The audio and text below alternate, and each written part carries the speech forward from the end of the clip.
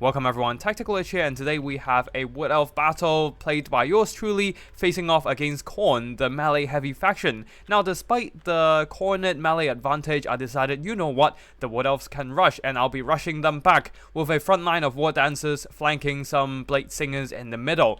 They are backed up by some Eternal Guards providing some anti-large defensive power to protect the rear of these rather squishy Wood Elf infantry from being rear-charged by cavalry and Cornet hounds. Also a couple Zotes for the earth blood healing, and also flesh to stone to provide even more damage mitigation. In the middle of the entire formation, we have a Firebark Elder unit providing that nice fire resistance aura, the wildfire aura, so that the surrounding units can mitigate any incoming fire damage, which Khorne has plenty of. Now in the skies there, leading the army, we have a Glade Lord coming in with Helm of Discord, the melee variant providing some very strong melee debuffs against enemy units. The only problem is that I forgot to bring a caster, combined with our melee focused army, essentially making ourselves a Wood Elf variant of a Khorne army. Nonetheless, we do have the spell support of the Zote, so that might be able to work out for us. On the other side, for the Khorne army, a front line of Marauders plus a single Chaos Warriors in the middle, supported by a Cultist of Khorne.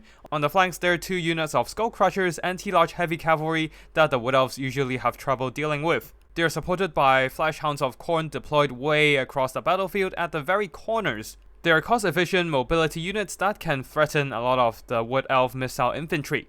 Leading the army, Volkia the Bloody. With her small hitbox and missile block chance, she is much less vulnerable to any possible Wood Elf missiles. That's it for the army builds, and now let's get the battle started. So this battle, spoiler alert, is surprisingly quick, because there is no Wood Elf kiting, no sneaky magic tricks, just pure melee rush. Blood for the forest, skull for the deep woods. All the Blade Singers and War Dancers are moving up, although the Khorne side of course are YOLOing themselves straight into the Wood Elf formations as well. The cultists do have to be careful.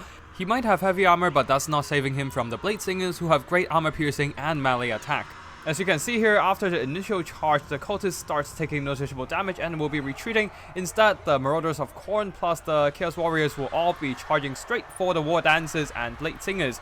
On the initial charge, the Blade Singers took some noticeable damage, but then once they start hitting back, alongside the support of the Glade Lord, they are doing massive damage to the Marauders of Khorne, especially now that the Marauders are debuffed by poison, reducing their damage output. Some of the War Dancers and Blade Singers were not able to countercharge as my micro were focused on elsewhere. At the same time, the War Dancers now activating the Shadow's Coil. One trick that I learned from Warhammer 2 is that this melee defense buff at the cost of melee attack actually makes the War Dancer trade a lot better against low quality chaff like the Marauders of Khorne, because their lack of armor is now compensated by their additional melee defense, while their own melee attack stats, despite after the debuff, are still compensated by the bonus versus infantry, adding that additional extra plus 12 attack. So in the end, they still have 28 melee attack against enemy infantry. Combined with the bonus weapon strength, that is still enough to overcome the rather weak defensive stats of enemy chaff like the Khorne Marauders here at only 23 melee defense.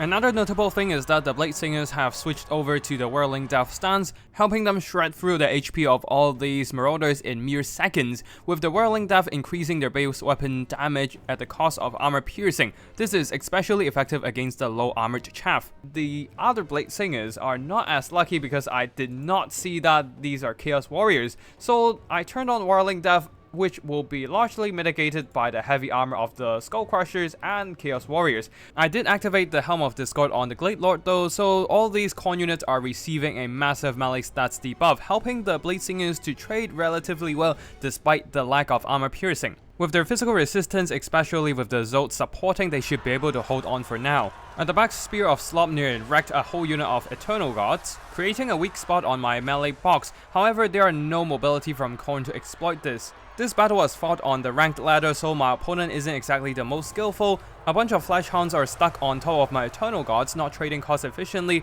A significant portion of his mobility is just left idle. Though I do have some War Dancers pursuing some routed Marauders now out of position. The Skull Crushers will be intercepting my Zotes while the Flash Hounds are bounding towards my War Dancers, overwhelming their forces as they do not have any defense against the impactful charge plus magic attacks of the Flash Hounds. In the middle, the Skull Crushers got hit by a bit of the Forest Dragon's Breath attack, the Noxious Gas debuff reducing their melee attack. With all the damage dealt by the elite Wood Elf units, the Skull Crushers will be routed, and the Khorne cultist will be summoning his Bloodletters to try and stabilize the front line. However, due to their low melee defense and their reliance on physical resistance to protect themselves, the Blade Singers who do have magical attacks can easily shred through their HP, with Whirling Death Stance turned on once more. At the back, the Zolts are holding the line alongside Eternal Gods. We haven't covered that much, but they have been very important in this matchup. Actually, they have been using the Flesh to Stone, one of them being used onto the Blade Singers with their innate 20% physical resistance, allowing them to boost their physical resistance up to 80%, which is why these Blade Singers are still holding the line after being hit by a bunch of Skull Crushers and the Chaos Warriors.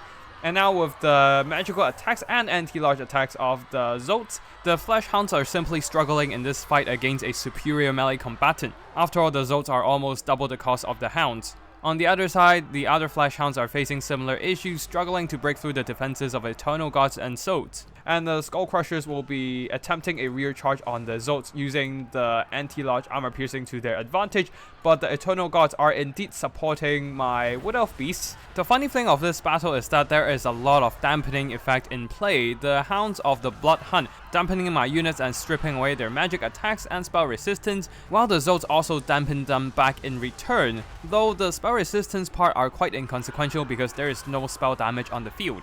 Blade Singers have taken substantial damage, but their leadership is still holding strong as I'm leading in terms of balance of power. The cultist of Khorne is also not having a good time being surrounded by a bunch of Firebark Elders. The high mass of the Treekin units are preventing the Khorned hero from pulling out of the engagement. At the same time, Valkyria is trying to go after the Glade Lord, but there is no Khorned units to block the high mass dragon. In contrast, Valkyria herself was stuck among a bunch of Wood Elf infantry as she does not have enough mass to pull out of the fight. On the flank there, the Eternal Gods and Zolts are still holding, especially with the Bound Earth Blood sustaining their hit points. The Spear of Sleipnir is going down the line on some Eternal Gods, but the Wildfire Aura coming from the Firebark Elders does grant them 20% fire resistance, and they're not taking as much damage as they expected. At this point, the Khorne army simply can't outtrade the Wood Elves in melee and will be admitting defeat.